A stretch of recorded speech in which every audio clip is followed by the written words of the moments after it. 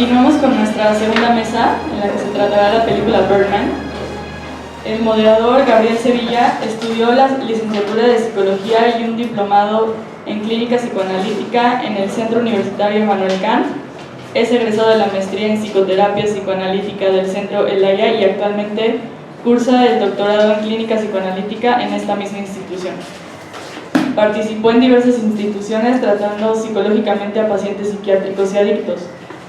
Ha impartido clases, cursos y conferencias en el Centro Universitario Immanuel Kant y en el Instituto Psicoanalítico Nezahualcóyotl. Cuenta con más de 7 años de experiencia clínica en el tratamiento de adultos, adolescentes y niños. Te cedo la palabra. Birdman, por la inesperada virtud de la ignorancia, es un film de Alejandro González Iñárritu que muestra la encrucijada profesional a través de la cual se encuentra el personaje principal, Regan Thompson, interpretado por Michael Keaton, al escribir, producir, dirigir y actuar la adaptación al teatro del cuento de Raymond Carver intitulado When We Talk About Love, aparentemente como un intento desesperado por quitarse el lastre que significa haber interpretado a Birdman en su juventud, situación paradójica, puesto que Regan y Birdman son uno mismo. A veces Birdman aparece como alter ego narcisista de Regan, pero también cuando Regan es Birdman y levita, mueve objetos telequinéticamente, vuela, etc. Varios son los vértices a través de los cuales se puede abordar esta obra, que desde mi punto de vista es excepcional y que seguramente nuestros dos ponentes se encargarán de desarrollarlo. Ya sea por la música que acompaña en este ritmo vertiginoso a la trama, las actuaciones, la fotografía, la psicología de los personajes finamente captada por sus realizadores, sus peculiaridades como el hecho ineludible de los actores, que incluso atraviesa la cuarta pared. En lo referente a las enormes similitudes que hay entre el personaje de Regan, apresada por su pasado de Birdman, y Michael Keaton, el actor que lo encarna, con una historia similar vinculada a la saga de Batman. Otra de sus peculiaridades es la de haber sido filmada casi en su totalidad en una sola toma, detalle que entusiasma por la dificultad de su ejecución. Los diálogos apasionados que permiten por momentos borrar la distinción entre el actor y el personaje, creando una atmósfera de realidad que le permite al espectador hacerse uno con la obra. Por otro lado, aunque el director confiesa no haber realizado la cinta con el afán de ser una crítica a la sociedad contemporánea, como el tema de las redes sociales, o a la industria cinematográfica, principalmente la estadounidense, con el boom de las películas de superhéroes, no deja de ser un hilo conductor, como toda obra de arte lo es, para plantearnos interrogantes acerca de nosotros mismos, de lo social, lo cultural, lo político, lo económico y por supuesto lo artístico. Aunque no se plantee de manera consciente, lo inconsciente no deja de insistir ni de hacerse presente y patente. ¿A qué me refiero? A que aun cuando Iñárritu no haya tenido la intención de criticar a la industria cinematográfica estadounidense, muestra muchos elementos en la película que nos provocan a cuestionarla. Como cuando Birdman, en su función de alter ego, le señala a Regan el carente talento de Robert Downey Jr. en su actuación como Iron Man, aunque este gane millones de dólares. Incluso cuando busca a un reemplazo para Ralph, el actor al que deja caer una lámpara telequinéticamente, y le pregunta a su abogado por Woody Harrelson, Michael Fassbender o Jeremy Renner, los cuales se encuentran ocupados en grandes producciones como los Juegos del Hambre, X-Men o Avengers, respectivamente, dando la idea de que hasta los buenos actores son partícipes de estos filmes, lo cual resulta irónico, puesto que gran parte del elenco de la película ha estado inmerso en ese tipo de producciones. Keaton en Batman, Norton en Hulk, Emma Stone en Spider-Man, Naomi Watts en King Kong, de ahí que la película resulte ser una bella sátira.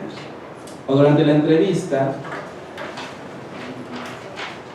en donde un par de entrevistadores están más excitados por la posibilidad de una cuarta película de Bergman que la obra que está montando Reagan, lo cual refleja un sector de la sociedad más ávido de evadirse con personajes de fantasía que por obras que requieren una mayor capacidad de atención, comprensión y reflexión. Claro, sin caer en la banalidad de que el otro tipo de películas carezcan de su propia psicología y de su capacidad de expresar diferentes problemáticas desde los diferentes vértices, que es lo que mencionaba otro de los entrevistadores al citar a Roland Barthes en cuanto a que los superhéroes contemporáneos juegan un rol similar a la mitología en la antigüedad. Escena significativa, ya que parecen representar tres sectores de la sociedad. De ahí que la propuesta del director resulte fenomenal en lo que refiere al imaginario social y por supuesto personal a la hora de vincularnos con nosotros en su aspecto más parcial, más disociado, esquizoparanoide, diría Melanie Klein. De hecho, en una entrevista, González Iñárritu menciona lo siguiente, cito: al ser cuestionado por el casting de actores pertenecientes a diferentes géneros de la actuación, responde: fue una apuesta en energías y posibilidades, en etiquetas en los personajes, en las personas. Este cuate es de comedia, este es de drama, pero cuando juegas con eso te quitas tus etiquetas mentales. Las personas son mucho más complejas de lo que nosotros creemos. Mi apuesta fue esa y un poco el tema de la película. La identidad de la gente está dictada por las formaciones mentales, no por lo que realmente son. Ellos son mucho más complejos. Nada más que nosotros sintetizamos todo en la vida. Está bien o está mal, pero es parte de nuestra deficiencia o limitación. Comentarios que no dejan de sorprender, ya que bien lo señaló Freud en su momento al referir que los artistas tenían una sensibilidad excepcional para expresar en sus obras los dramas pasionales más profundos del ser humano. Por otro lado, se encuentra la psicología de los personajes y el vasto análisis que de ellos se puede hacer. Un actor frustrado y en decadencia buscando ser reconocido en otro género actoral en donde no lo es, pero perseguido por ese fantasma ambivalente que representan tanto sus años de gloria, representado por el personaje de Bergman, el cual no es casualidad que aparezca cuando más impotente, temeroso e insuficiente se siente. Y por otro lado, el mismo fantasma con el cual busca romper esas cadenas que lo impotentizan para poder acceder al tan anhelado reconocimiento fuera de ese género. Anhelo que logra por una vía menos esperada, ya que no fue tanto su actuación lo que veneró el público, sino la creación de este supuesto género denominado superrealismo.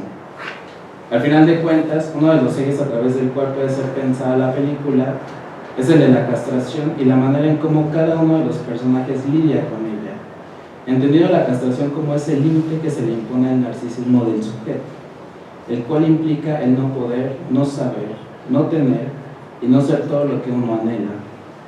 Y así vemos cómo la solución de Reagan es tendiendo hacia la psicosis, al renegar la castración, construyéndose un alter ego omnipotente con el cual queda fusionado, llevándolo cada vez más a medidas desesperadas para evitar el intenso dolor que implicaría la insatisfacción frente al no reconocimiento del otro, borrando por momentos el contacto con esa realidad que todo el tiempo lo pone en falta. Es curioso ver una historia en donde nada le sale como él espera. La contratación de un actor que lo ensombrece, lo humilla y brilla a costa de él. Además de que termina teniendo un amorío con su hija, de la cual, por cierto, se siente decepcionado. No olvidemos la escena en donde le encuentra marihuana y le reclama: ¿por qué me haces esto a mí?, dando lugar a una de las escenas más apasionadas en la película. Incluso matarse le sale mal. De ahí que no sea tan extraño el final en donde sugiere la idea de que vuela, puesto que por fin pudo cumplir su tan anhelado deseo de reconocimiento, tanto por la crítica como por los fans, así como de darle la espalda a ese lastre llamado Bergman. Pero bueno, ya nuestros dos ponentes se encargan de compartirnos sus ideas respecto a la película. A continuación les presento a Tania, que ya conocen,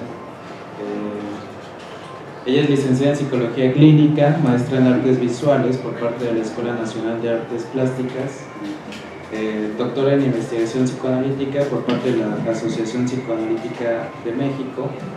Ha impartido cátedra a nivel superior y posgrado en la Universidad del Valle de México, actualmente en la Universidad Iberoamericana y en el Centro Universitario Manuel Kant. Ha sido profesora invitada en la University of Art and Design, Santa Fe, Nuevo México.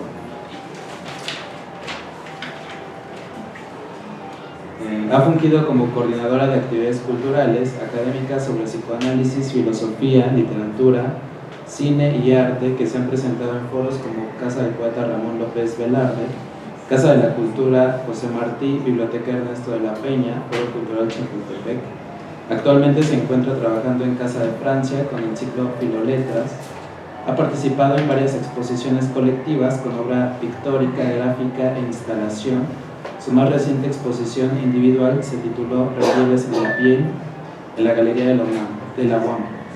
Desde hace más de una década practica el psicoanálisis. Sus principales temas de investigación son psicoanálisis, estética, ética, modernidad, subjetividad y erotismo. Para comenzar, algunas precisiones en relación a lo que mencionaste, Jaime.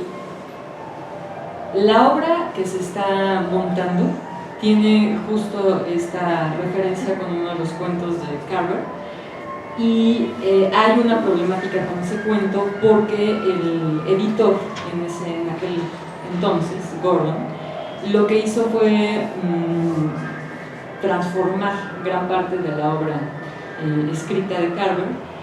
Ahora podemos tener acceso al cuento que escribió tal cual, y está publicado en anagrama en un libro que se llama Principiantes, Beginners, porque además justo es una parte que se menciona en el propio montaje, ¿no? Se es principiante en cuanto a ¿qué? En cuanto al amor. No se sabe sobre el amor. Es una experiencia que atraviesa, construye, ¿no? Y en general el film está sostenido justamente por esa pregunta: ¿de qué hablamos cuando hablamos de amor? Porque no lo sabemos. Es decir, ese cuestionamiento no está atravesado por el orden de aquello que puede explicarse de una manera lógica, porque las experiencias parece que se resisten justamente al dominio del lenguaje, ¿no? Entonces, el cuento que tú estás mencionando es otro cuento que tiene por Gordon ese acomodo, y el que sí aparece como Beginners es el que está en la película. Y ese cuento está sostenido por la participación de dos parejas que se reúnen en la cocina de la casa de uno de ellos y empiezan a hablar, y llega un momento en donde hacia donde se conducen es a la pregunta de qué es lo que marcó la historia de una de las personas ahí en relación a un vínculo atravesado por cierta violencia física y también verbal, ¿no? Esto que violenta en el sentido de confrontarnos con el otro desde diferentes costados, y comienzan a preguntar si eso es amor o no lo es, que es una pregunta que probablemente no se puede responder sino estando en la posición de quien está construyéndola, y a partir de ello pareciera que desde que la construimos lo que hacemos es situar coordenadas en relación a lo que no sabemos que está involucrado de nosotros con ese otro supuesto, ¿no? Entonces, si esto es amor para alguien y para otra persona no lo es, empieza a desplazarse justamente al personaje de Regan, porque de hecho el inicio de la película está a partir de un cuestionamiento en ese orden, ¿no? Si consiguió o no lo que había anhelado en su vida. Y lo que responde es que lo que él había anhelado es ser reconocido, ser amado, sentirse amado por alguien, ¿no? Planteamiento que casi hasta el final va a situarnos otra vez en el inicio, respondiendo que no, que eso no se consigue. El asunto de poder ser reconocido o sentirse amado por el otro pareciera también suspenderse como una experiencia que está más allá de este intento por trazar una cartografía limitada o delimitada sea, es un encuentro que pareciera mostrarnos el límite de nuestra experiencia. O sea, he sido amado o amada. Entonces, como otros, al igual de lo que estaba mencionando Jaime, este film incluye la intersección de experiencias estéticas distintas, ¿no? Algo que cualifica al cine: la literaria, la gráfica, el teatro, la fotografía, la música y, por supuesto, el propio cine, que al tiempo que avanzan en conjunto sostienen su diferencia, que eso es algo que hay que señalar, ¿no? O sea, pareciera que no se funden, sino que están sosteniendo una voz, ¿no? Un cierto andar de discursividades transversales que no temen desafinar y que, si bien se atraviesan, no se funden. En este ambiente irregular y accidentado que la tensión entre Reagan y Berman visibiliza, justo lo que nos plantea son complejas y apasionantes zonas de opacidad de eso que llamamos el otro. Considero que lo que sucede entre el protagonista, que es al mismo tiempo su propio antagonista, plantea la posición del yo otro, en la que el deseo opera como una tercera posición que interpela, confronta, incomoda y en ocasiones estorba. Sitúo al otro en relación al amor como el tercero excluido, efecto de experiencias constitutivas y constituyentes de la dimensión subjetiva. Ese tercero no es asimilable, en tanto radicalmente heterogéneo, resiste e insiste en y desde su característica más distintiva, su singularidad. De lo anterior que, al hablar de la dimensión cultural, las relaciones y los tipos de relación posibles entre nosotros, cuestiones como la oposición muestran su costado más rugoso, pues como Freud nos lo ha señalado, estar en cultura es un malestar. Los otros no son yo, pero decirlo no impide engañarse, construyendo ficciones de lo que se cree que son. Ello sin advertir el juego especular en que la experiencia del otro queda reducida al simulacro radical de la aniquilación. Lo que aquí se pone en juego es que el otro, como acontecimiento de la contundente afirmación de lo que no soy yo, queda obliterado. Las políticas identitarias vigentes son muestra de las fallidas respuestas a la experiencia del otro. Aquello externo y por lo tanto ajeno a mi horizonte simbólico es precarizado al punto en que su vulnerabilidad resulta parte integral del criterio axial de exclusión. Extranjero, mujer, latino, homosexual, indígena, árabe, comunista, transexual y un largo y lamentable etcétera son formaciones lingüísticas a partir de las cuales se establecen ejes para conducir nuestros modos de organización e intercambio. A partir de dichos ejes se refuerza el imaginario de las identidades asumidas como ciertas, puras, absolutas e incluso naturales, a las que por supuesto, supuestamente todos deberíamos buscar integrarnos. La lógica de dividir, de seleccionar a partir de rúbricas como etnia, género, clase, raza o nación, requiere llevar al extremo prácticas colonizadoras guiadas por la instrumentalización de la razón, pragmáticas del odio y explotación del otro, formaciones tecnócratas, racistas, fascistas, homófobas, sectarias y cínicas, dirigidas por la necropolítica. En este sentido, el otro ha devenido en diversas formaciones históricas sintomáticas apoyadas por connotaciones dualistas, interior, exterior, naturaleza, cultura, auténtico, inauténtico, presencia, ausencia, inmanencia, trascendencia, teoría, práctica, etc. Al respecto, Julia Kristeva trabaja sobre una de dichas formaciones. Abro cita. El extranjero empieza cuando surge la conciencia de mi diferencia y termina cuando todos nos reconocemos extranjeros, rebeldes ante los lazos y las comunidades. Cierro cita. Asumir nuestra diferencia posibilitaría desplegarnos solo como un punto referencial posible. Sin embargo, también constituye zonas de opacidad, desde las cuales aquello que es ajeno puede desplazarse de lo extraño alterno de la alteridad a la amenaza. En esta película es notable que las relaciones que se van mostrando entre capitalismo globalizado, política cultural, ética y estética adquieren sentido solo a partir de los avatares del coprotagonista.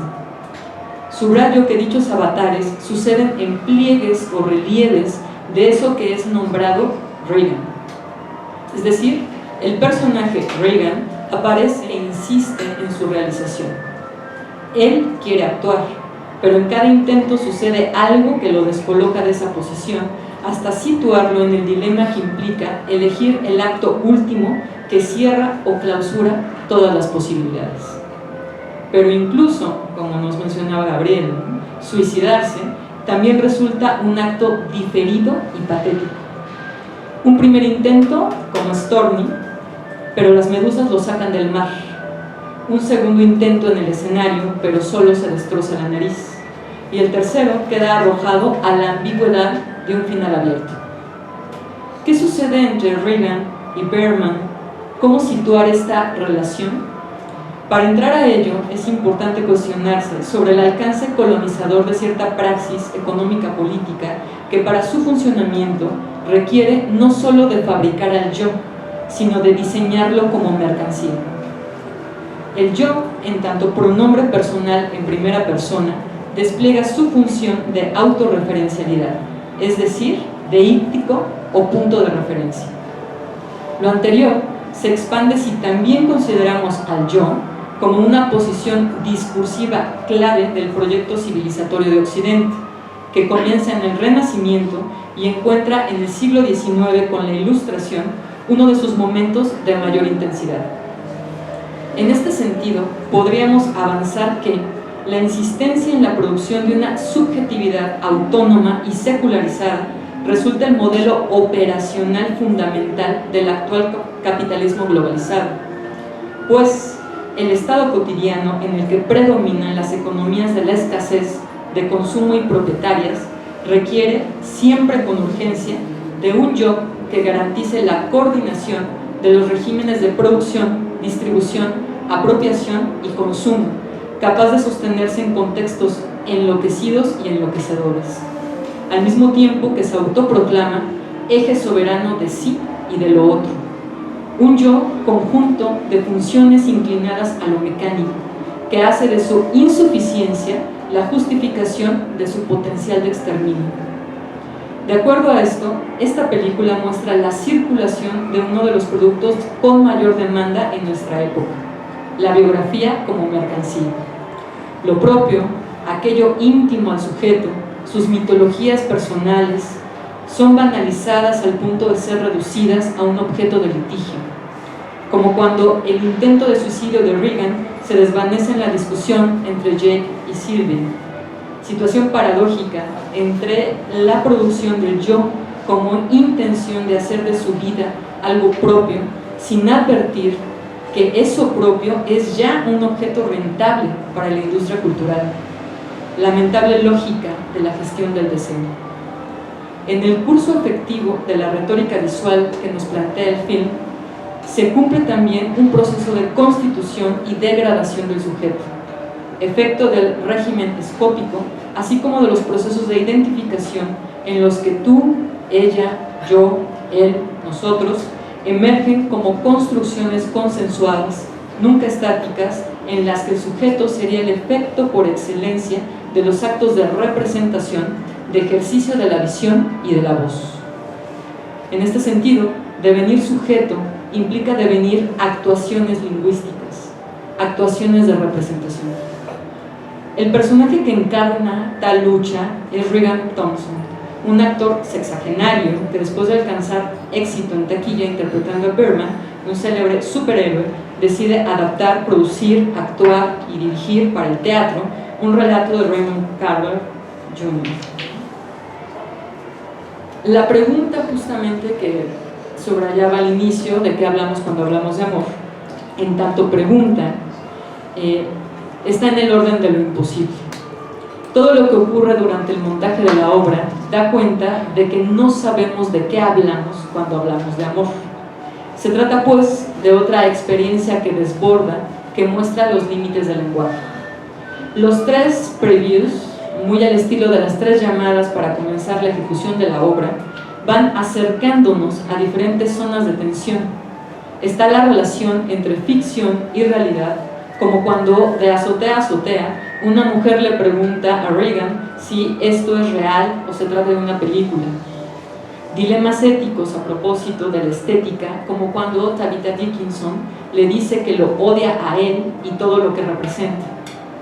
Problemáticas sobre la memoria y el olvido en el sentido de la obliteración, permanencia y trascendencia en el otro, como cuando Regan le dice a su ex esposa que si el avión se hubiera estrellado, en el que iba también con George Clooney, la imagen que aparecería sería la de George Clooney en la primera, en la portada, y es la que vería justamente su hija, no la de él, ¿no? Aunado a esto, encontramos cuestionamientos en torno al deseo y su ignorancia, que ubicados en las problemáticas sobre la actuación, articulan una crítica mordaz al sistema capitalista globalizado en su vertiente neoliberal, que hay mucho que cuestionar sobre lo liberal en eso, el cual resulta una amenaza a la singularidad del acto creativo.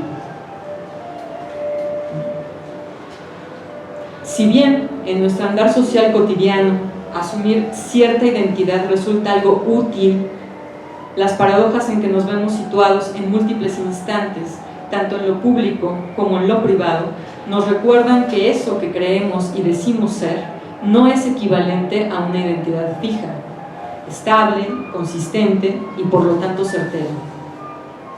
Formaciones como los sueños, el fantaseo, olvidos, equívocos y otros nos confrontan con la experiencia del yo como algo inasible, inconsistente, equívoco e incierto. En el texto titulado La búsqueda del comienzo, escritos sobre surrealismo, Octavio Paz subraya el modo en que para Breton, cito, toda la historia de la poesía moderna es la de las libertades que los poetas se han tomado con la idea del yo soy. Cierro cito. Dice Paz, abro cito otra vez. Al margen de un retrato de Nerval, aparece de su puño y letra una frase que años más tarde, apenas modificada, servirá también de identificación para Rimbaud. Nerval escribió: yo soy el otro, y Rimbaud yo es otro. En efecto, en Cartas del Vidente encontramos que Rimbaud, de 17 años, escribe el 13 de mayo de 1871 a Georges Isambard. Abro cita. Seré un trabajador, tal es la idea que me frena, cuando las cóleras locas me empujan hacia la batalla de París, donde, no obstante, tantos trabajadores siguen muriendo mientras yo le escribo a usted. Trabajar ahora, eso nunca jamás. Estoy en huelga. Por el momento, lo que hago es encanallarme todo lo posible. ¿Por qué? Quiero ser poeta y me estoy esforzando en hacerme vidente. Ni va usted a comprender nada, ni apenas yo sabré expresárselo. Ello consiste en alcanzar lo desconocido por el desarreglo de todos los sentidos. Los padecimientos son enormes, pero hay que ser fuerte, que haber nacido poeta, y yo me he dado cuenta de que soy poeta. No es en modo alguno culpa mía. Nos equivocamos al decir yo pienso. Deberíamos decir me piensan.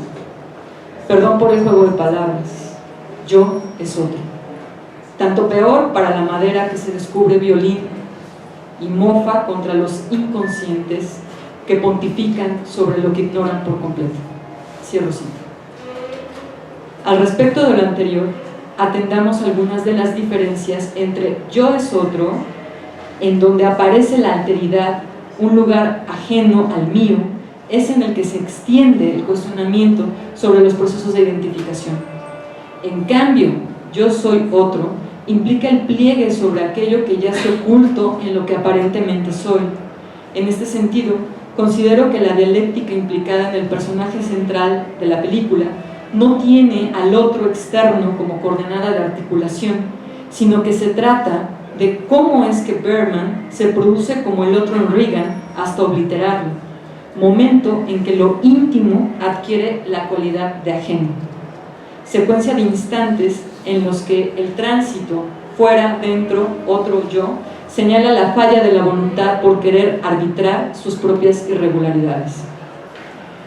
En relación a esto, el plano secuencia es un recurso que acompaña y refuerza los procesos de articulación-desarticulación de Regan. La película está hecha como si se tratara de una sola toma. A partir de varias secuencias largas y de empalmes digitales, se atenúan los cortes con disolvencias, cambios de escenario e iluminación. El trabajo de edición muestra su cercanía con la experiencia onírica, la dispersión diurna o bien un delirio. Aunado a esto, el tono del largometraje avanza de momentos hilarantes a estados de tristeza o confrontaciones trágicas y sensuales. Se trata de un recorrido por la historia, al mismo tiempo que se recorre el estado interior del protagonista. Así, el espléndido trabajo de fotografía de Lubezki apuntala una estética surrealista que desde las 3 primeras tomas, Algo en el cielo en llamas, las imágenes de las medusas en la playa y Regan suspendido o meditando, nos plantean eso que se podría llamar como disonancias cognitivas.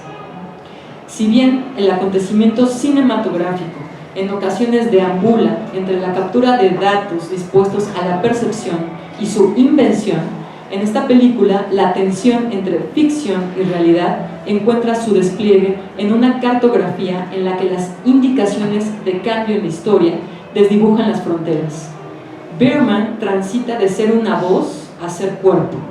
Esa vocecilla insidiosa, persecutoria, que atormenta y al mismo tiempo sostiene a Regan, adquiere consistencia material.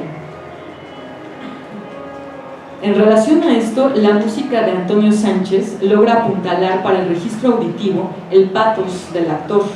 La batería como instrumento principal logra generar el efecto de improvisación característico del jazz, acercándonos al modo en cómo Regan parece responder a los hechos, es decir, improvisando, tropezando, perdiendo su intención en el hallazgo que lo pierde o recupera. Al estilo del montaje americano, la tensión entre Regan y Berman es una entrada de opuestos. El primero, envuelto por cuestionamientos existenciales, mientras que el otro exige retornar al culto a la fama. Proceso doble que desactiva la deconstrucción, pues se trata de una trampa binaria, o él o yo.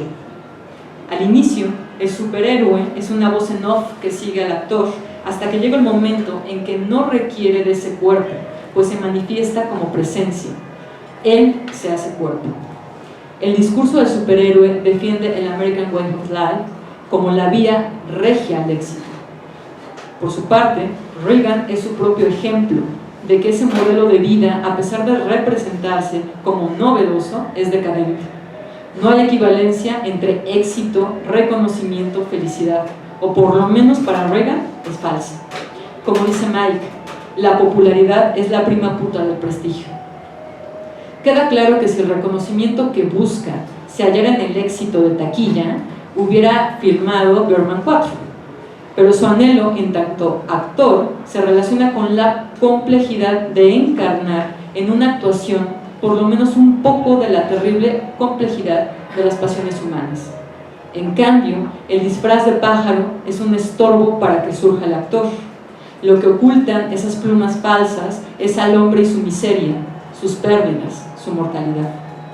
De acuerdo a esto, la historia de Regan no puede insertarse en la lógica de la industria del entretenimiento, pues el padecimiento humano no vende igual que lo hace un personaje con superpoderes, espectacular, que lanza rayos y vuela.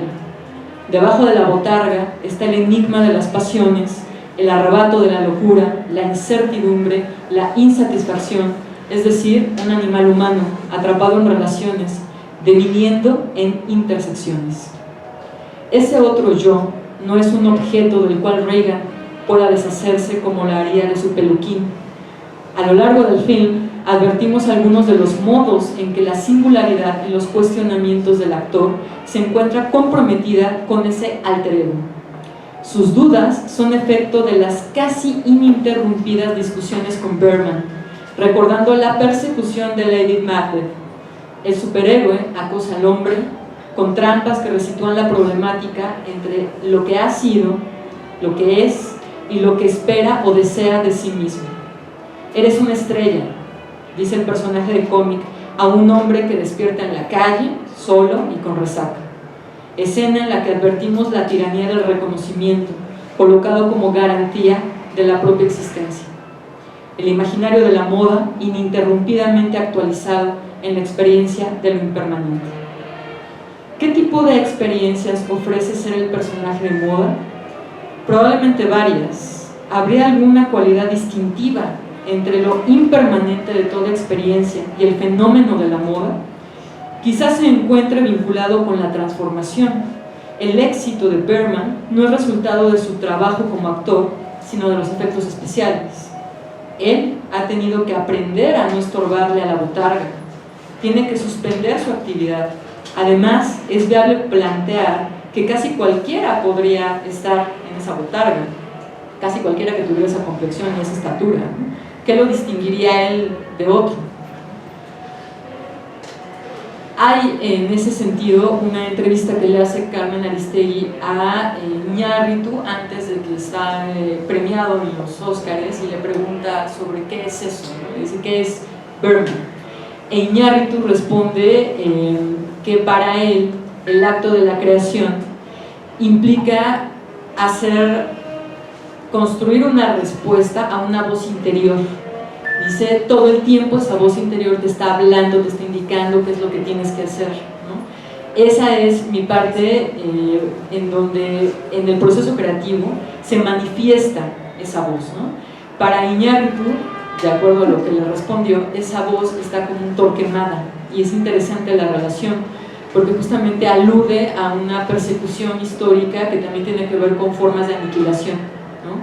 El acto de la creación pareciera ser partícipe de una condición de existencia que no le compete o no le pertenece a el yo, en todo caso, ¿no? En esta pluralidad de posibilidades para entrarle a esta película, me parece muy significativo el modo en cómo estos discursos permitirían una entrada y salida, a partir, por supuesto, de esta lógica de los superhéroes, que también pienso en lo que menciona Jaime sobre, por ejemplo, Batman en específico, porque Batman es un personaje de cómic que se distingue de los otros en tanto no tiene superpoderes. Eso señala una línea de lectura significativa, porque lo que sitúa es que se encuentra en una condición muy inmediata a nosotros. O sea, lo que tiene es una supercartera, eso sí lo tiene, ¿no? Y tiene las condiciones que le permiten articularse desde una condición como de underground para poder intervenir, ¿no? Además de que Bruce Wayne permite también situar cómo opera la producción de armas, por ejemplo, en un personaje que pareciera estar constantemente luchando para que no se den los encuentros bélicos, pero el otro, que es Bruce Wayne, es el que produce esas armas y las vende, ¿no? Entonces Gotham City aparece como un espacio en donde el discurso que la articula no tiene una posibilidad de resolverse. O sea, no hay manera de salir de eso, es una trampa, ¿no? Igual que en Bergman. O sea, Reagan no tiene posibilidades para poder colocarse desde una condición que le permita fracturar esa exigencia que tiene para rendirle cuentas a un otro que está constantemente cambiando de posición. O sea, no es la ex esposa, tampoco es la hija, tampoco es la amante, tampoco es el teatro, no es el cine, es esa parte que desconoce de él y que tiene que ver con el deseo, ¿no? Hay en algunas escenas este modo como se señala la figura de Ícaro, ¿no? Y que justamente en esta parte en donde él amanece después de que ha bebido demasiado, está Bergman mencionándole a Ícaro, y la alusión es interesante porque justo estaba atrapado con su padre Dédalo en la isla, no podían salir. El padre lo que hace es confeccionarle unas alas, pero le advierte que no se acerque demasiado al sol y que tampoco esté cercano al mar, ¿no? Entonces, es una cuestión muy compleja el asunto de encontrar el punto medio, ¿no? Desde dónde avanzar. Y bueno, lo que ocurre con Ícaro es que se quema y cae, que es justo lo que le está ocurriendo al personaje, a Regan. Este no final, digamos un final abierto, nos llevaría a situar que hay ya consumado o está consumado suicidio, pero pareciera que ni siquiera podría incluirse como parte de un contexto que a él le interesaba, ¿no? En donde a él le interesaba realizarlo, como lo es en el teatro, en la puesta en escena, ¿no? En ese sentido, la relación que entabla con la crítica de teatro, ¿no? Con Dickinson, abre también otra posibilidad de lectura, en tanto que lo que muestra esta crítica es un cierto discurso en el establishment, una referencia a cómo es que se sostiene una puesta en escena, también considerando que los teatros en Broadway, bueno, las obras que presentan tampoco son Shakespeare en general, ¿no? Es Cats, es El fantasma de la ópera, etcétera, ¿no? O sea, en realidad la pieza que están montando ahí es de una complejidad mucho mayor a lo que está acostumbrada la población, ¿no? Es significativo porque justamente Carver es un tipo de literatura considerada por algunos minimalista, en el sentido de estar procurando la precisión y quitar o prescindir en su mayor parte de adjetivos, ¿no? Esto también es toda una discusión porque se le atribuye al editor, a Gordon, justamente ese manejo de los textos de Carver y no tanto a Carver, ¿no? Pero bueno, la discusión ahí es probablemente otra cosa, ¿no? Entonces yo dejaría hasta aquí. Muchas gracias, Tania. Vamos con la ronda de preguntas. ¿Cómo relacionarían como esta problemática que se ve en la película con el como subtítulo que tiene la inesperada virtud de la ignorancia? Bueno, es que a mí me gustaría plantear algo que creo que omití, que sí es interesante. Cuando hablé de que es digna obra de su tiempo, es porque aún el cuento de Kavner está dirigido a la ciudad postindustrial, esta sociedad que está en trance de pasar a otro tiempo en donde digamos que la lectura o la posibilidad del conocimiento se transmite o se transmitía en estos grandes relatos, en estos relatos poéticos y metafísicos de gran significación o significantes. Y la literatura de Kavner es un tanto cuanto accesible en el lenguaje, o sea, va dirigida a los obreros, va dirigida a esta sociedad que no está tan interesada en la llamémoslo así, en la visión hermenéutica y llamémosle culta de su cultura, que es la inmensa masa norteamericana de obreros y trabajadores que están ahí. Curiosamente también tiene que ver con lo que dice la maestra Tania, o sea, por eso es la gran ironía, ¿no? Si es verdad que nada sabemos del amor ni de lo que ocurre con el otro, porque en realidad es nuestra gran percepción limitada del otro ser, digo gran aunque suene contradictorio, porque nuestra imaginación es más que nuestro saber, también tiene que ver con el amor y también tiene que ver con el fenómeno del cine. Entonces, cuando hablamos del subtítulo de la película, pues es un poquito como la pista de que en realidad vamos a acabar en espacios ambiguos y que está cuestionando preciso ese famoso conocimiento global de su momento. Digo, yo no podría, de aquí el riesgo de la sobreinterpretación.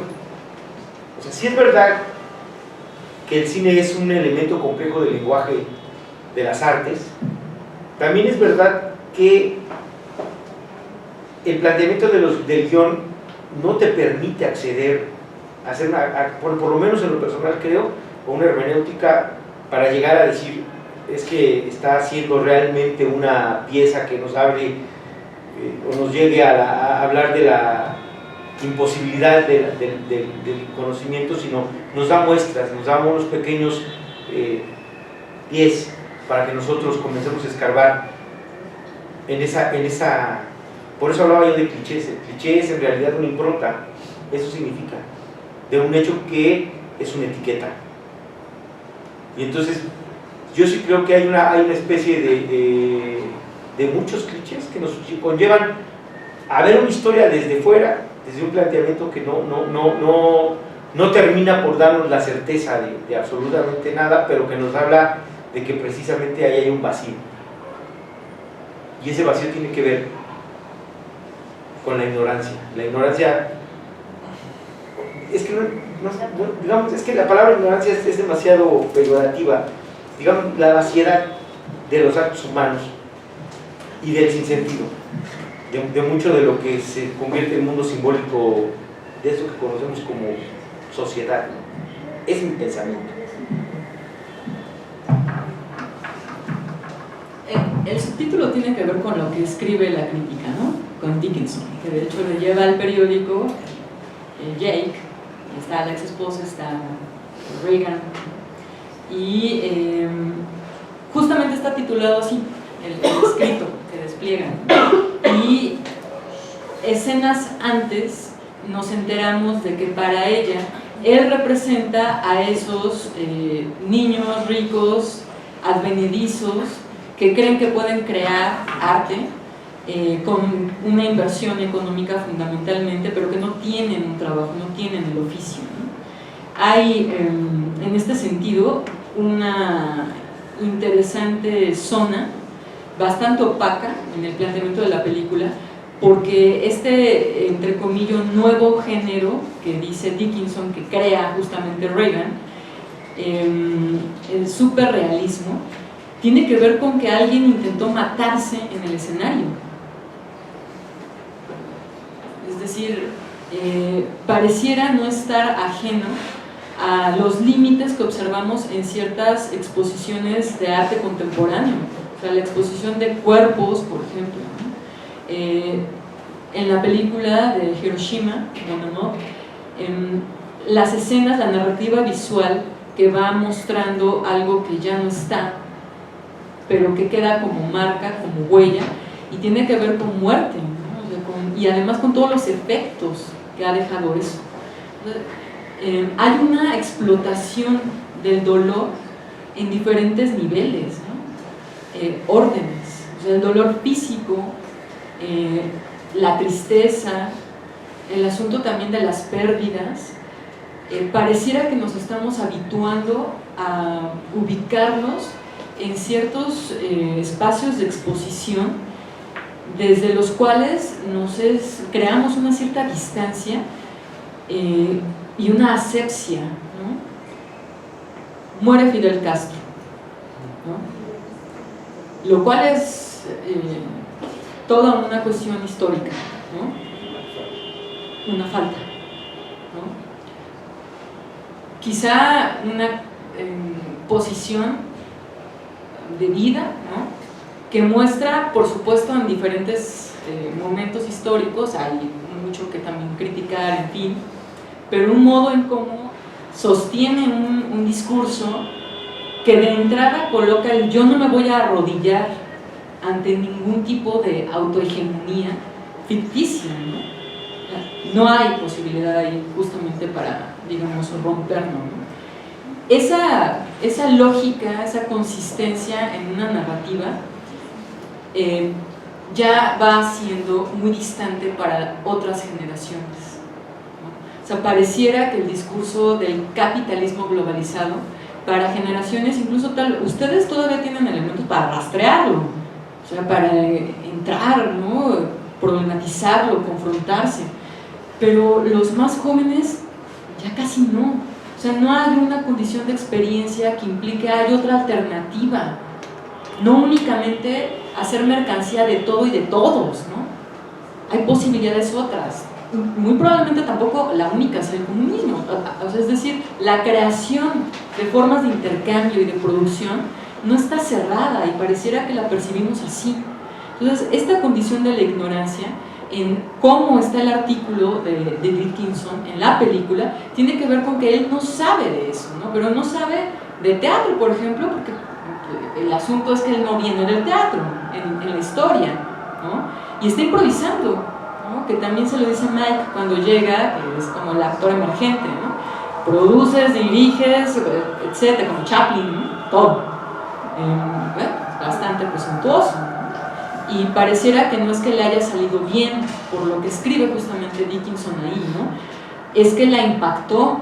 O sea, lo que logró es lo que Mike no alcanzó a colocar ahí, hacerle saber que corre todavía sangre, pero no sangre en el escenario, sino sangre en ella. O sea, que ella está viva. Entonces, también Mike, por ejemplo, presenta un tipo distinto de asumir la condición del actor, ¿no? O sea, Mike critica el uso de las redes sociales, le dice en los ensayos, ¿no?, al público, ya dejen de estar viendo sus celulares, vivan, ¿no?, tengan una vida real. Y él conoce, digamos, ese mundo, se sabe por lo que está en el guión, que Dickinson, bueno, le refiere unas buenas actuaciones, no ha escrito mal de él, y Mike es ese que se acomoda justo a un cierto flujo, y no se está confrontando con eso, ¿no? O sea, es diferente a lo que le ocurre, por ejemplo, a Reagan. Reagan está luchando, intenta luchar con una búsqueda de reconocimiento en donde no hay posibilidad de que se le reconozca eso, porque eso no es lo que se está buscando en la lógica del éxito. O sea, la lógica del éxito es otra, ¿no? Entonces es inesperado que la ignorancia se coloque como virtud, porque justamente, y no me parece que sea una cuestión forzada, en los griegos el asunto del mal tenía que ver con la ignorancia. O sea, no es el mal que se articula en el medievo, ¿no?, con esta invención de esa entidad como Dios, omnipotente, etc., ¿no?, sino que la virtud tenía que ver con el conocimiento, el mal tenía que ver con la ignorancia. Aristóteles es bastante claro en Ética con eso, ¿no? Alguien no obra mal porque desconoce, ¿no? O sea, no le pasa otro, desconoce, ignora. En ese sentido también, el único personaje que sí se puede acercar de una manera clara a Carver como escritor es la hija, ¿no? Sam sí es un personaje de Carver, ¿no?, de esa atmósfera.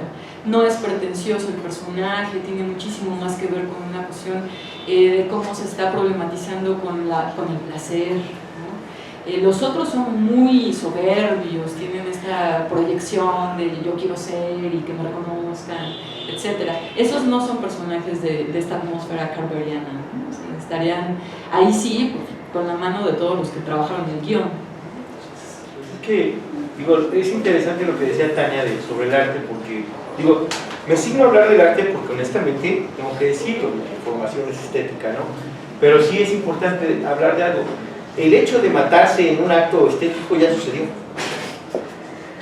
en un performance, y curiosamente el performance nace con Hugo Boll, no con Tristan Tzara, como piensa la mayoría, en una provocación en un hotel, en un café que se llama Café Voltaire, y la idea es que él comienza a lanzar improperios de tal manera que terminan tratando de lucharlo, o más bien lo vapulean y lo sacan a golpes, y en la tercera que él provoca, dice no más, se acabó el performance, ya no lo vuelvo a hacer porque ya se convertiría ya no en el performance francés, que es vivencia, sino en el performance norteamericano o sajón, que es escenificación.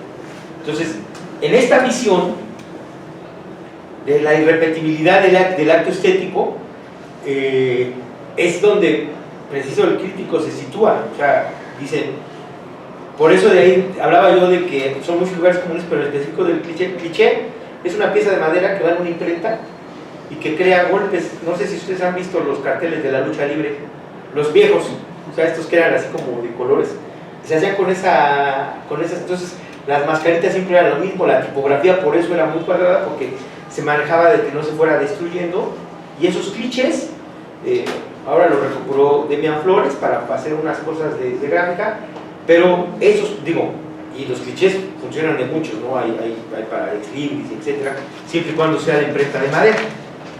Bueno, a lo que me refería con clichés es que es este golpe repetitivo para crear o para hacernos pensar que se está haciendo bien. No hay un cuestionamiento ético, no hay una búsqueda real. El arte se sustenta de lo verdadero y esa es parte de la ironía de Iñárritu. O sea, cuando nosotros aludimos a lo verdadero, como dijo el maestro Millar, que cita a su vez a Heidegger, impregnamos la conciencia del constructo histórico del otro y del constructo estético mediante la vivencialidad perceptiva. O sea, yo vivo con él una experiencia que me permite a mí entenderle y se crea ese acto comunicativo concreto de vivencia. Entonces ya nosotros empezamos a hablar de un acto que nos permite simbolizarlo. El acto de actuar, el acto de hacer cine, el acto de hacer teatro, el hecho de la vivencia misma que quiere llenar el establishment del cliché, desimboliza y de ahí que nos precipite al vacío. Y era a lo que me refería.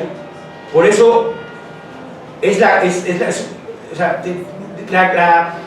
la gracia de esta búsqueda de comedia de Iñárritu es que termina enseñándonos una tragicomedia brutal de lo que significa o de lo que ha simbolizado para esta sociedad norteamericana su propia pérdida, la construcción del otro. Durante todo el siglo XX se refirió al comunismo, al enemigo, al otro. Humberto Eco lo habla perfectamente y lo construye perfectamente. Nosotros construimos al enemigo para tener sentido en la virtud. Cuando se diluye el otro en términos generales, en esa sociedad, específicamente la norteamericana, está cayendo en una profunda crisis y entonces deviene esta famosa división, que no es división, sino es una especie de apelamiento de la pérdida misma de su fantasma, de sus creencias, de su relevante virtud. Entonces, estas capacidades de no diálogo, de diálogo, nos van a permitir preciso visualizarnos como sociedad, y es lo que nos está sucediendo. No tenemos ahorita una prefiguración de lo colectivo. La desaparición no viene de desaparecer al otro, sino de desaparecernos a nosotros mismos como sociedad. Y entonces, te voy a dar un ejemplo en la criminalística. El delito perfecto es el que no existe. Lo mismo sucede y está sucediendo con una sociedad que cuestiona absolutamente todos los valores que construyó alrededor de lo llamado virtuoso. Y lo mismo sucede en el arte. O sea, ¿a dónde nos llevaron la búsqueda de los límites, la innovación, lo original, el discurso único, el valor de una expresión estética con respecto a su cultura y sociedad? Nos llevaron a la expansión de los límites, a la expansión de los límites, y resulta que nadie entiende a Giordano Bruno. No hay límite. Cuando llegamos al límite, lo que vamos a hacer es saltarlo. Ahí está la respuesta a la expansión de los límites. Y entonces el acto de Carver, de darse un balazo, termina siendo una virtud porque se vuelve una emoción. Ya ni siquiera es un acto de reflexión. La hizo sentir viva. Y es ridículo porque, digo, a mí la única parte que me hizo reír fue cuando le llevaron flores y ya no las podía ver.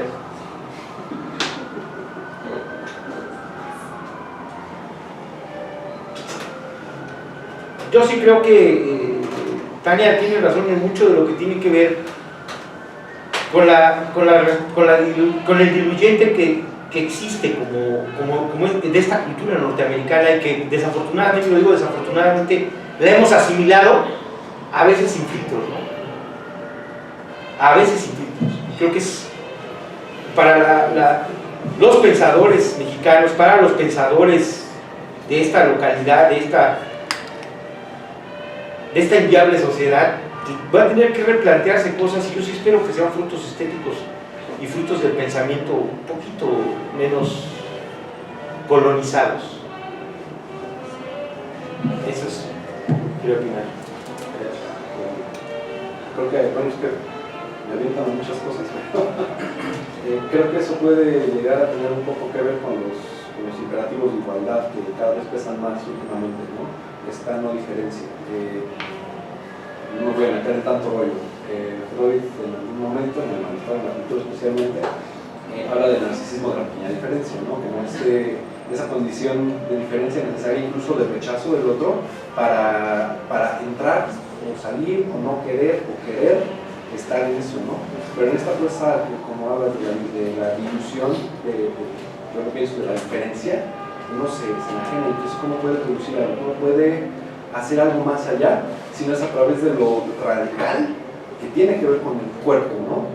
Estas obras de arte contemporáneo, yo no soy quien para decir que es arte o no, realmente no sé, pero cada vez involucran más al cuerpo de una manera cada vez más, no sé ni siquiera cómo nombrarlo, venenosa, violenta. Un personaje que se cortó los genitales y lo sirvió en una comida, en una cena, como pieza artística, ¿no? Esto de darse un balazo, no sé. Bueno, ya no es ponerlo en otro lado, sino... pero tiene que ver, no es nuevo, o sea, Mierda de Artista tiene creo que 100 años de haberse hecho, todavía sigue Cuevas juntándose, yo no creo que ya tenga, pero él sigue juntándose, dice una foto todos los días. El acto, yo sí creo que tiene que ver con que no hemos entendido la función de lo humano. Fíjate que, curiosamente, Harold Bloom hace un librote así, tiene que ver con Shakespeare, que se llama la invención del humano, y que tiene que ver con el diálogo interno y la producción o la creación de la personalidad propia de lo que llamamos humano. Él se avienta una aventura muy fuerte, pero tiene razón de ser, es un cabalista judío, gnóstico, y empieza por cuestionarse la linealidad del pensamiento y el destino del hombre. Los cabalistas dicen que es una línea, y que lo mismo es arriba que abajo. Y entonces pregunta, bueno, vayamos, como la idea está muy buena, pero veamos a los hechos, ¿no? Y entonces dice, pues veamos la función del mal. Y la función del mal, si nosotros la ponemos a ver junto al hombre, que desde Torah dice que somos nosotros los hombres, somos criaturas celestiales, pues nos iguala con el diablo. Y si pensamos que las acciones, o sea, el pecado mismo, son las mismas del diablo, nos terminamos diciendo que la figura del diablo es un hermano nuestro, no nuestro enemigo, sino nosotros mismos, o sea, nuestro hermano, y que deberíamos de estar más cercanos con nuestra posibilidad de igualdad que nuestra imposibilidad de esta diferenciación. Entonces, y él habla de una ambigüedad de nuestro lenguaje que antes lo llamaba virtud, y que para él es un exceso, ¿no? Hablar de eternidad, hablar de omnipresencia, hablar de omnisciencia, hablar de una serie de elementos que le son negados al hombre por su condenada posibilidad a la fragmentación. Es que el hombre vive en una ficción del deber ser y no en el ser. Y de ahí que las sociedades, estas sociedades llenas de ideólogos de la nada, nos estén llevando al vacío. No estamos viendo una sociedad que viva en el ser. Y entonces resulta que se nos hace muy impresionante ver la poligamia, se nos hace muy impresionante ver la homosexualidad, se nos hace muy impresionante. Y ahora que lo dices tú, que nos está llegando la igualdad en la lógica real, pues que sí existen matrimonios múltiples, que sí existe la comunidad gay, y que existe que en la Biblia misma, al principio de los tiempos, o sea, en los tiempos inmemoriales estaba Sodoma y Gomorra, y ahí había homosexuales, o sea, que no es tan antinatural, ¿no? Y entonces la realidad, como la igualdad, nos está superando en un mundo que no piensa, que está condenado a la memoria, diría Nietzsche, y que no sabe vivir de otra manera. Por eso la melancolía, por eso la ansiedad, hasta el propio personaje, o sea, busca cambiar las circunstancias que lo hicieron feliz en un momento y que dejaron de hacerle feliz, pero siempre se añora, o sea, no hay el olvido, si no, no necesitaría la fama, no necesitaría ser actor, no necesitaría recrear la película, no sé, pero por eso hablaba de que hay una disolución del ser frente a una búsqueda de algo que no es él.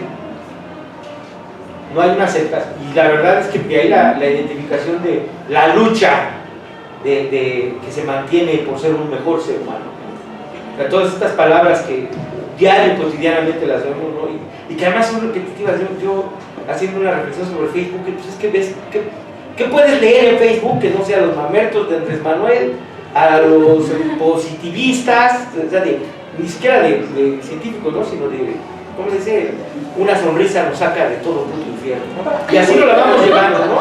O sea, el amor es no saber nada, ¿no? O sea, nos la vamos llevando entonces vamos leyendo y entonces viene la felicidad de los imbéciles, la era de los imbéciles, el gobierno de los imbéciles, y entonces el régimen mundial, no de los Anunnaki y esas huevonadas, sino de los imbéciles, ¿no? Y esa es la condena de la sociedad postindustrial, que es la disolución del ser por la virtud de la ignorancia. O el exceso de saber, ¿no? Porque eso también es una problemática. No, pero eso será, mira, es un poquito como el alfabetismo. El alfabetismo es muy chiquito, muy chiquito, muy chiquito, muy chiquito. Igual es el saber mucho, mucho, es chiquito, chiquito. Se da en un grupito así que además no gobierna, está metido en la academia. O sea, si a mí me dices que una sociedad idiota no eligió a un idiota, hoy,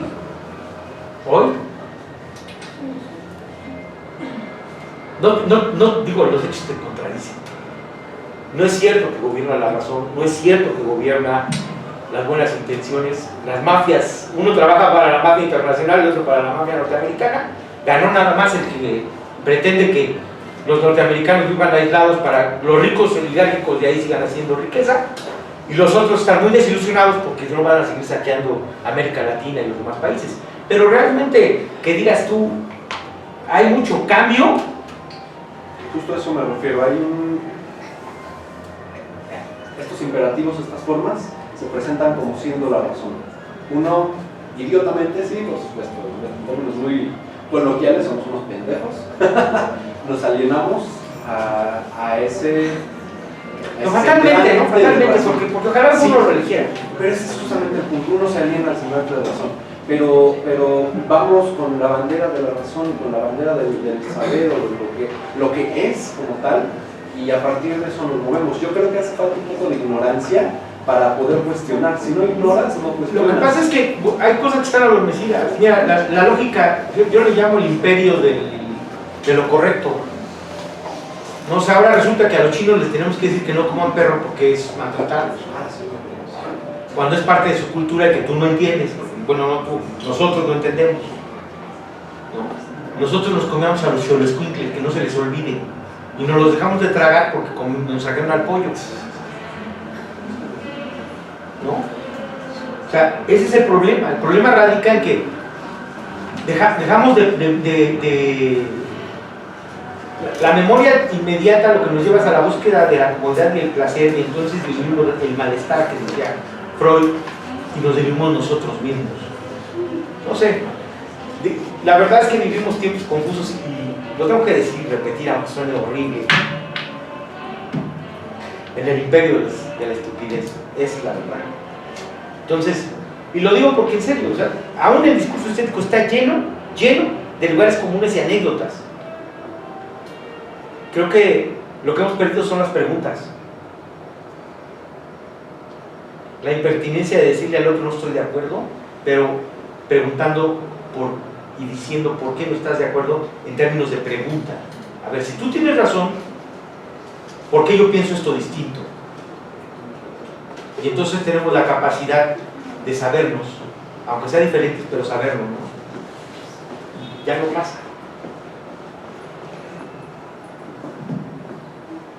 Pero decir esto de vivimos en el imperio de la estupidez. Estamos En el imperio de la estupidez. ¿No sería más bien también como un cliché?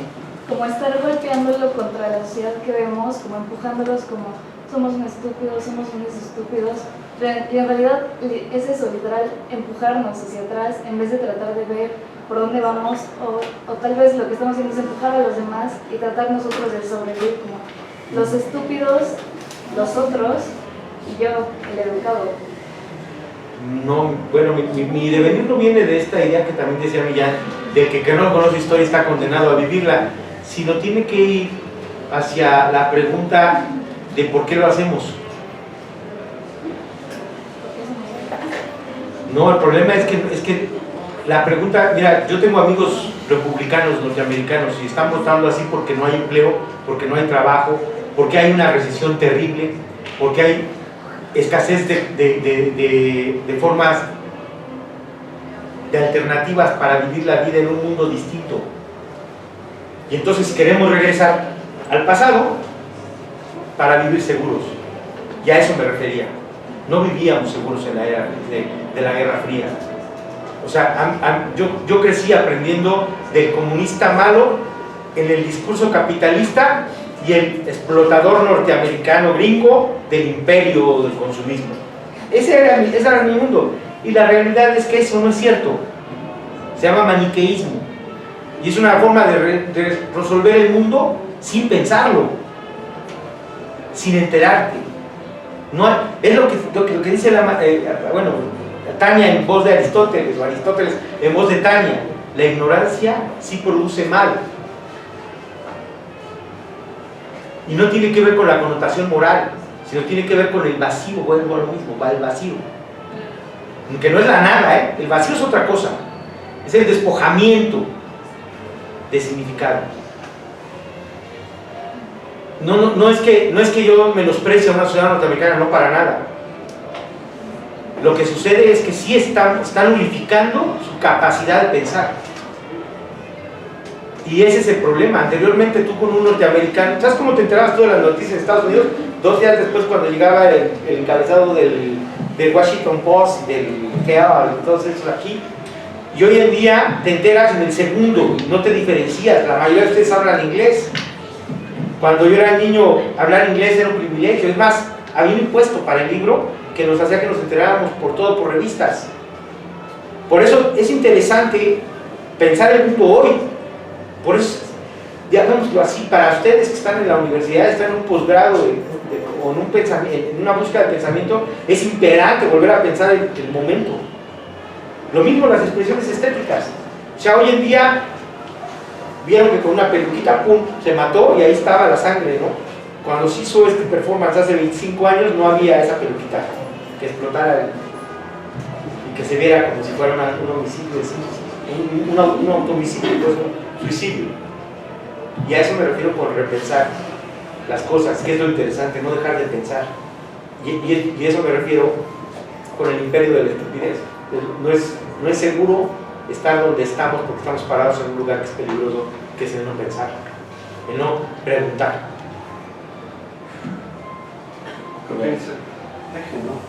Último, ya para no meterme en más rollos, porque podemos caer en esta cosa muy generalizada de decir los estúpidos que votaron por Peña Nieto a cambio de una despensa. Pero también es cierto que muchos de esos que pidieron una despensa es porque se están muriendo de hambre.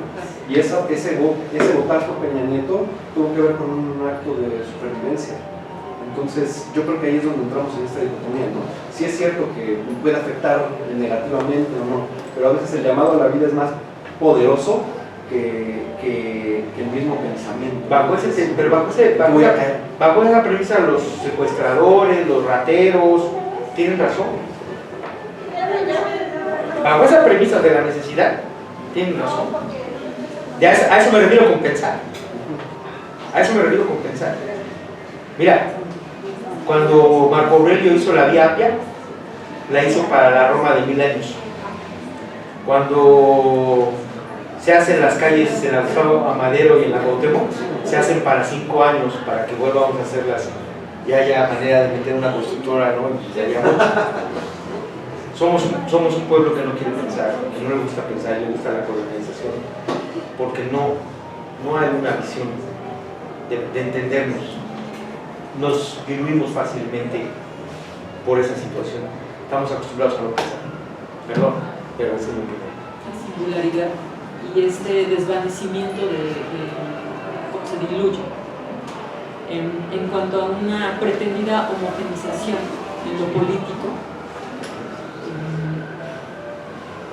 Me parece también importante situar de qué modo la lógica del deseo ha venido posicionándonos en un discurso que pareciera inclinarse a una afirmación que depende de una individualidad. O sea, es decir, pareciera que, por ejemplo, ir a un psicoanálisis implicaría una suspensión de las condiciones sociales, del contexto, ¿no? Pareciera como si no se estuviera tratando también de una dimensión política, que lo es, ¿no?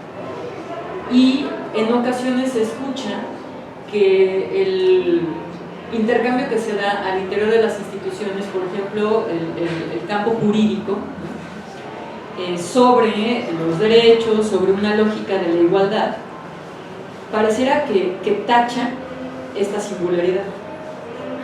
Y es un modo de aplanar ambas condiciones, porque el campo jurídico está produciendo también posibilidades en donde a nivel jurídico se puede participar de ciertas actividades a nivel jurídico, o sea, que nosotras podamos votar tiene que ver con una movilización de esas condiciones a nivel jurídico. Eso no tiene una relación inmediata con el aplanamiento de la condición de la discusión sobre la feminidad, por ejemplo. O sea, son dos o más discursos que operan en paralelo incluso. Eso por un lado. Por el otro, me parece que no hay que olvidar que el psicoanálisis también adviene como parte de un discurso en un contexto moderno que responde a una lógica de la construcción de un cogito que aparentemente intenta, y digo aparentemente, y me gustaría que en algún momento pudiéramos ampliarlo, ¿no?, la discusión, aparentemente intenta sostener que es un discurso en oposición al cartesiano. No, justamente porque ya desde la primera meditación lo que empieza a operar ahí es que Descartes sitúa estas dos condiciones de la producción, como los sueños, lo onírico, y también la locura, como parte de... Nada más que Descartes no tiene con qué entrarle a eso, ¿no? O sea, no es que estén fuera, no, están. El asunto es que no hay manera, y además tampoco era su interés, o sea, estaba en otro camino, ¿no? Entonces, de un modo muy complejo, la discursividad dentro del psicoanálisis implicaría cuestionarnos su participación en la modernidad, sus condiciones capitalistas. Es bien interesante el discurso, las palabras que utiliza Freud: monto de energía, transferencia. O sea, es un discurso permeado por la economía, por las finanzas, ¿no? Entonces podríamos decir, bueno, pero es que los está utilizando. Bueno, sí, pero hay más conceptos. O sea, ¿por qué ocuparlos para describir el aparato anímico? Y claro, es un Freud que son muchos Freuds, y por eso digo que es muy complejo, ¿no? Y en ese sentido pensaría justo en lo que está mencionando Jaime, de lo del mal, por ejemplo con Hannah Arendt, ¿no?, lo de Eichmann. O sea, el tipo que en la Segunda Guerra Mundial está en el juicio diciendo: yo lo que hice fue lo que me ordenaron, ¿no? Como las personas en un antro cuando se está incendiando, yo no los puedo dejar salir. ¿Por qué? Porque no han pagado. Sí. ¿No? O sea, estas lógicas, ¿no? Es que, o sea, es enorme. Pensaría solamente este comentario. Esta cuestión de la política que estabas mencionando en cuanto a esta oposición también, y en relación a cómo se diluye esta diferencia, pensé en Schmitt, en el asunto justamente de cómo en el discurso político el otro, que marca lo que no soy yo, comienza a construirse no en una versión de posible espacio de intercambio y de construcción, la alteridad, sino como enemigo. O sea, políticamente, lo voy a decir con ese término, uno de los efectos de la construcción de esta nación, de decir México, etcétera, tiene que ver con situar lo que no somos, ¿no? Y ese no somos, en la lógica incluso de Kristeva, del extranjero, está en un límite con el enemigo constantemente, ¿no? Justamente porque es o él o yo. Parece ser constitutivo de una constitución pragmática del lenguaje a nivel político. Esta condición de aniquilación, ¿no? Constitutivo, no digo natural, O sea, parece constituirse esta noción de otredad muy comprometida con la lógica del extranjero, del enemigo, etc. Bueno, muchas gracias. Sería todo por parte de esta mesa. Tengan lindo día.